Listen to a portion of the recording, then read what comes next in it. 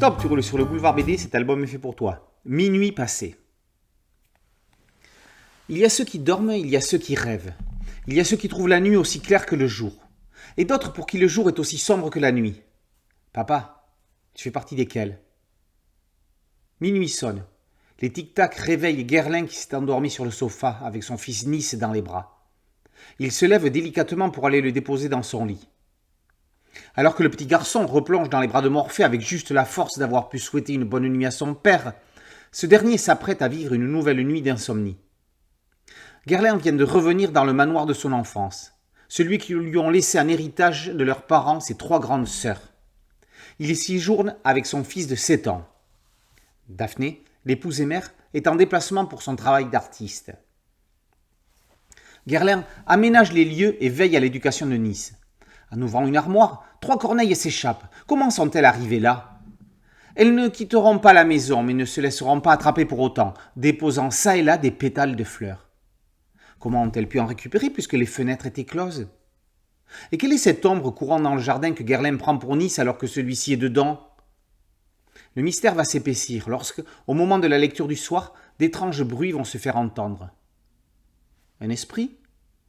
Nice va lui demander de frapper 2 coups s'il veut que papa poursuive l'histoire. Un seul coup pour non.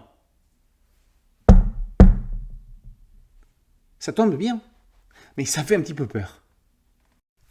Après les fleurs de grand frère et le jardin Paris, sans oublier une incursion dans l'univers des légendaires, Gaël Giniler signe un 3e one-shot de toute beauté, dans le fond comme dans la forme. L'histoire se passe en Angleterre dans les années 20, tout comme le jardin Paris. Si l'histoire n'avait pas été un huis clos, les personnages auraient pu se croiser puisque la Rose de Paris vient se produire à Londres. Plus qu'une histoire de spiritisme, Minuit passé est un récit sur la difficulté de quitter l'enfance.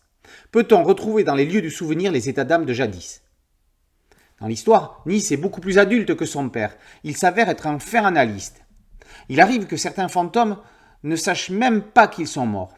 Il faut savoir si l'esprit est là par errance, par vengeance ou par confusion. Ça, c'est l'enfant qui l'explique à l'adulte. Mais que cherche à faire comprendre la maison? Un mot sur la sublime maquette de l'album, avec un jaspage, l'impression sur tranche, qui donne l'impression que l'album sort tout droit de l'époque où se déroule l'intrigue. Un cahier graphique clôture le livre, avant qu'une scène post-générique, comme au cinéma, ne vienne rabattre les cartes de l'avenir des personnages. Si l'écrivain, Yasmina Khadra, n'avait pas utilisé le titre pour Ce que le jour doit à la nuit, pour l'un de ses romans, Gaël Giniler aurait pu appeler son album ainsi. Minuit passé, c'est aussi ce que l'adulte doit à l'enfant qu'il était. Une merveilleuse leçon, ni plus ni moins, sur le sens que l'on donne à sa vie.